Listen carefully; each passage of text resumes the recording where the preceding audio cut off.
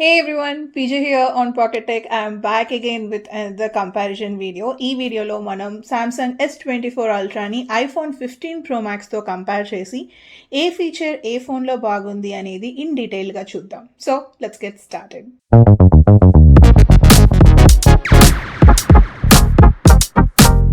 Let's start with the design. Samsung S24 Ultra వచ్చేసి మనకి చూడటానికి ఒక బాక్సియర్ డిజైన్తో వస్తుంది అనమాట. ఫర్ ద ఫస్ట్ టైం మనకి సామ్సంగ్ వాళ్ళు అయితే టైటానియం ఫ్రేమ్తో డివైస్ని రిలీజ్ చేశారు. జనరల్గా మనకి ఎప్పుడు సామ్సంగ్ డివైజెస్ అల్యూమినియం ఫ్రేమ్తో వస్తాయి కదా, సో డైరెక్ట్గా అల్యూమినియం నుంచి టైటానియంకి అయితే షిఫ్ట్ చేశారు. రిమైనింగ్ చూడడానికి అంతా యాజ్ ఇట్ ఈస్గా ఉంటుంది. బ్యాక్ సైడ్ వచ్చేసి మనకి గ్లాస్ ఫినిష్ ఉంటుంది అనమాట. ఇది కూడా లైట్ మ్యాట్ ఫినిష్తో వస్తుంది. ఫ్రంట్ వచ్చేసి మనకి గొరిల్లా గ్లాస్ ఆర్మర్ సపోర్ట్ ఉంటుంది, స్క్రీన్ ప్రొటెక్షన్ లాగా. అండ్ దీంట్లో మనకి ఎస్ పెన్ సపోర్ట్ కూడా ఉంటుంది. అండ్ మనకి దీంట్లో వచ్చేసి IP68 dust and water resistance అవైలబుల్గా ఉంటుంది. వాటర్లో 1.5 మీటర్స్ ఫర్ 30 మినిట్స్ వరకు సస్టైన్ అవ్వగలదు. Next coming to iPhone 15 Pro Max. మనకి iPhone 15 Pro Max చూడడానికి ఫ్లాట్ ఎడ్జెస్తో ఉన్న లైట్గా కర్వీ ఎడ్జెస్ ఉంటుంది. మీరు ఇక్కడ రెండు ఫోన్స్ పక్కన పెట్టి చూస్తే మనకి S24 Ultra కొంచెం పెద్దగా ఉంటుంది అండ్ బాక్సీ లుక్ ఉంటుంది అనమాట. iPhone 15 Pro Max వచ్చేసి విత్ ఫ్లాట్ ఎడ్జెస్ అండ్ షార్ప్గా అనిపిస్తాయి, బట్ షార్ప్గా ఉండదు, స్లైట్లీ కర్వ్డ్గా ఉంటుంది. మనకి iPhone 15 Pro Max కూడా గ్రేడ్ 5 టైటానియంతో వస్తుంది. బ్యాక్ సైడ్ వచ్చేస్తే ఇది గ్లాస్ ఫినిష్ అనమాట. ఇది కూడా మనకి బ్యాక్ సైడ్ మ్యాట్ ఫినిషే ఉంటుంది. S24 Ultraతో కంపేర్ చేసుకుంటే ఐఫోన్ ఎక్కువ మ్యాట్ ఫినిష్ కనిపిస్తుంది. అండ్ మనకి ఐఫోన్లో ఫ్రంట్ వచ్చేసి సెరామిక్ షీల్డ్ ప్రొటెక్షన్ అయితే ఇస్తున్నారు. దీంట్లో కూడా మనకి IP68 dust and water resistance feature అవైలబుల్గా ఉంటుంది. లాస్ట్ ఇయర్ వరకు చూసుకుంటే మనకి సామ్సంగ్తో కంపేర్ చేసుకుంటే ఐఫోన్ ఎక్స్ట్రా డ్యూరబుల్గా ఉండేది because of the bill material అయి ఉండొచ్చు. బట్ ఈ ఇయర్ చూసుకుంటే కనుక సామ్సంగ్ వాళ్ళు గట్టి పోటీనే ఇచ్చారు విత్ టైటానియం ఫ్రేమ్. డిజైన్ పరంగా కానీ డ్యూరబిలిటీ పరంగా కానీ మీరు ఈ రెండు డివైజెస్లో ఏది చూసుకున్నా డిసప్పాయింట్ అవ్వరు, బికాస్ మనకి ఈ రెండు వరల్డ్స్ బెస్ట్ ఫోన్స్ అని చెప్పుకోవచ్చు. Next coming to the display, మనకి సామ్సంగ్ S24 Ultra వచ్చేసి 6.8 ఇంచెస్ డైనమిక్ AMOLED 2x డిస్ప్లేతో వస్తుంది అనమాట. 1 ఇంచ్ ఐఫోన్ కన్నా పెద్దగా ఉంటుంది. ఐఫోన్ విషయానికి వచ్చేసరికి 6.7 ఇంచెస్ ఉంటుంది స్క్రీన్ డయాగ్నల్గా చూసుకుంటే. అండ్ దీంట్లో మనకి సూపర్ రెటీనా XDR OLED డిస్ప్లేని అయితే యూజ్ చేస్తున్నారు. రెండు డివైజెస్లో మనకి LTPO టెక్నాలజీనే యూజ్ చేశారు. సో రెండిట్లోనూ మనకి 120Hz రిఫ్రెష్ రేట్ అయితే ఉంటుంది, అలాంగ్ విత్ HDR10+ సపోర్ట్. ఐఫోన్లో మాత్రం ఎక్స్క్లూజివ్గా డాల్బీ విజన్ సపోర్ట్ ఉంటుంది, బట్ సామ్సంగ్లో చూసుకుంటే మనకి పీక్ బ్రైట్నెస్ 2600 నిట్స్ ఉందన్నమాట. ఐఫోన్లో మాత్రం మనకి పీక్ బ్రైట్నెస్ ఓన్లీ 2000 నిట్సే ఉంటుంది.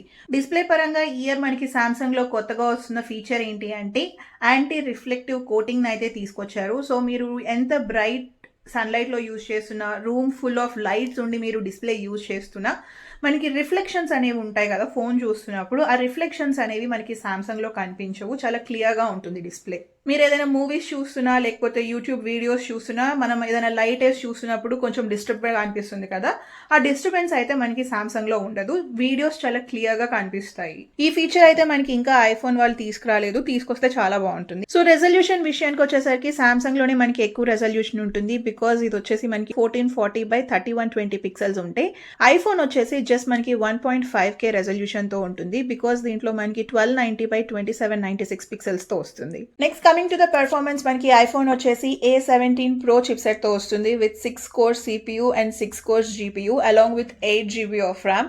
సో తెలిసిందే కదా, A17 Pro చిప్సెట్ అయితే పీక్ పర్ఫార్మెన్స్ని అయితే ఇస్తుంది. మన ఛానల్లో మీరు చూస్తుంటే అన్బాక్సింగ్ అప్పుడు కానీ రివ్యూలో కానీ మనం గేమింగ్ ఆడినా సరే, ఎంత హెవీ గేమింగ్ అయినా సరే ఇట్ కెన్ సస్టైన్. మనం మల్టీ టాస్కింగ్స్ చేస్తున్నా సరే, ఎట్ ఏ టైం మనం 4 or 5 యాప్స్ యూజ్ చేసి ఏదైనా మల్టీ టాస్కింగ్ చేస్తున్నా కానీ చాలా ఫ్రీగా యూజ్ చేసుకోవచ్చు.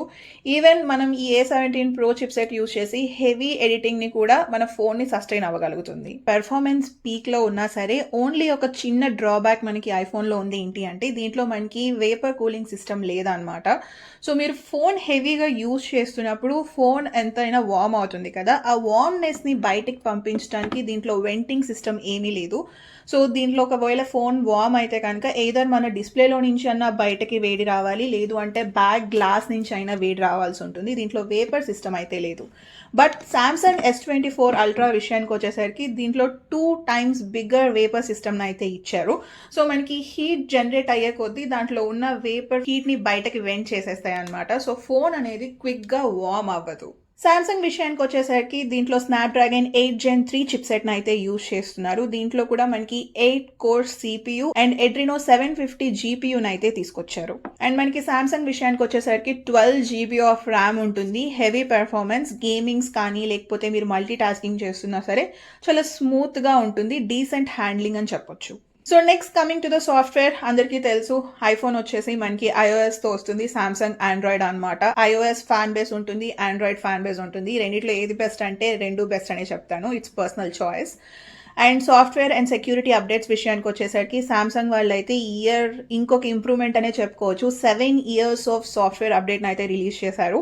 బట్ ఐఫోన్ వచ్చేసి మనకి సాఫ్ట్వేర్ అప్డేట్స్ వచ్చేసి 5 years ఉంటే సెక్యూరిటీ అప్డేట్స్ మాత్రం మనకి 7 years వరకు ప్రొవైడ్ చేస్తున్నారు. సో మనకి ఎక్స్టెండ్ చేయడానికి అయితే 7 years ఆఫ్ సాఫ్ట్వేర్ అప్డేట్స్ ఇస్తున్నారు, కానీ ఎంత ప్రాంప్ట్గా రిలీజ్ చేస్తారనేది వెయిట్ చేసి చూడాలి. ఎగ్జాంపుల్, ఇప్పుడు S24 Ultraకి కొత్త సాఫ్ట్వేర్ అప్డేట్ రిలీజ్ చేస్తే మనకి S23 Ultra కానీ S22 కానీ ఇమీడియట్గా రాదనమాట. చాలా టైం తీసుకున్న తర్వాత ఓల్డర్ వర్షన్స్కి రిలీజ్ చేస్తారు. అదే ఐఫోన్లో చూసుకుంటే అలా ఉండదు. మీకు ఇవాళ iOS 17.3 కానీ 17.4 కానీ వచ్చిందనుకోండి, అది iPhone 15 Pro Max కానీ కాదు, మీ దగ్గర ఉన్న iPhone 8 Plus అయినా లేకపోతే iPhone 10 అయినా సరే మనకి సపోర్ట్ ఉన్నంత వరకు అన్ని డివైజెస్కి సేమ్ డే రిలీజ్ చేస్తారు.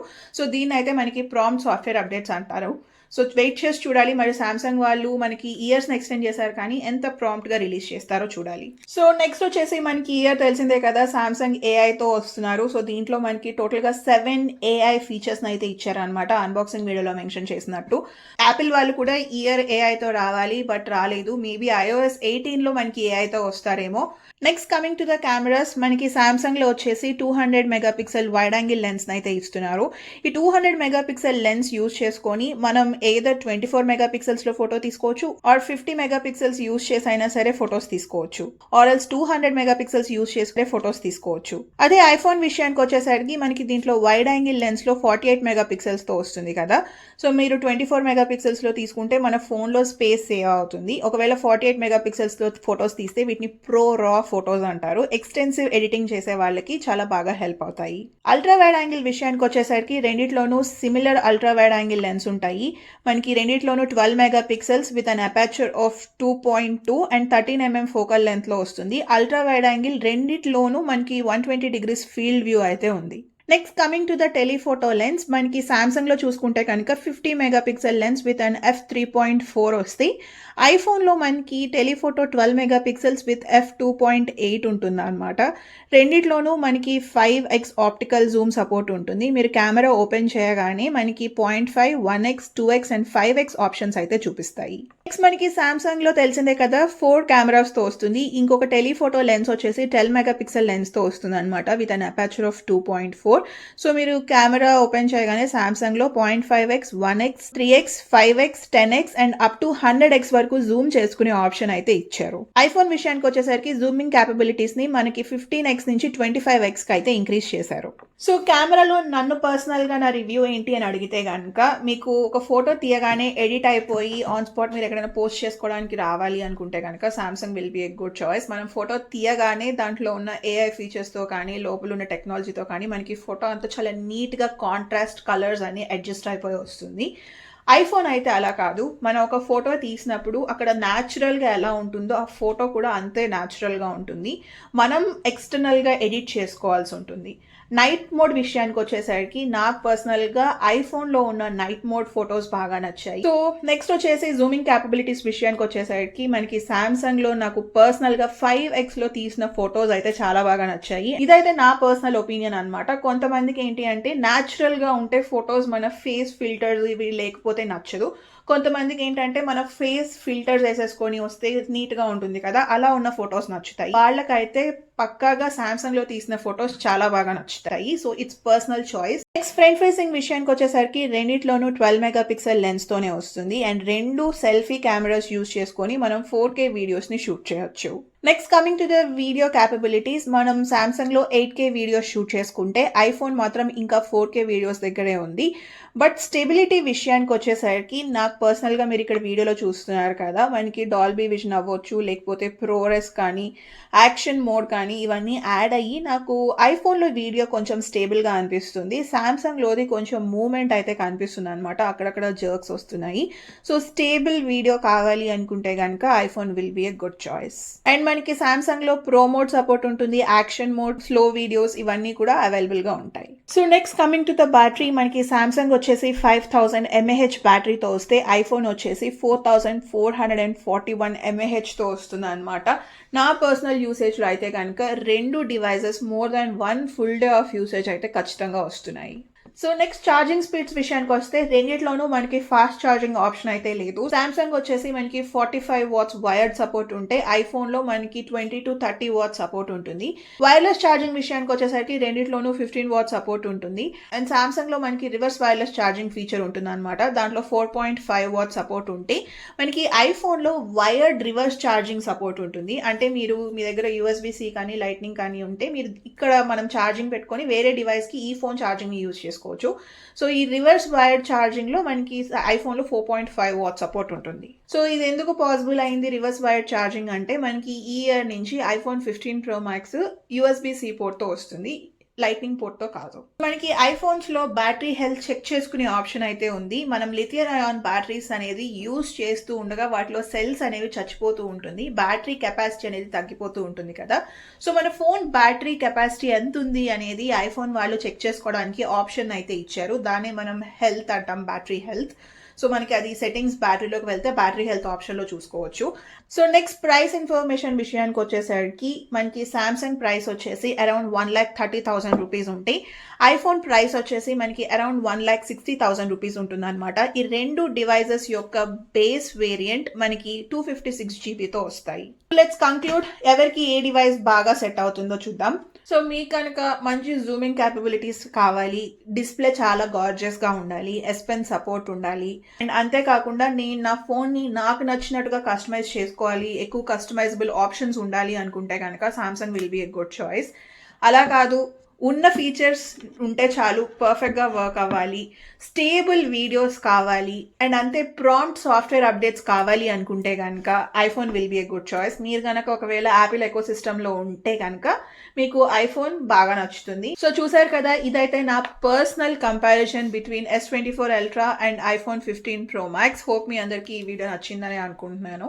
మీకు కనుక ఈ వీడియో నచ్చినట్లయితే ప్లీజ్ లైక్, షేర్. అలానే ఇలాంటి మరిన్ని కంపారిజన్ వీడియోస్ ఆర్ అన్బాక్సింగ్స్ చూడాలి అనుకుంటే please subscribe to Perfect Tech. Thank you so much for watching. Bye.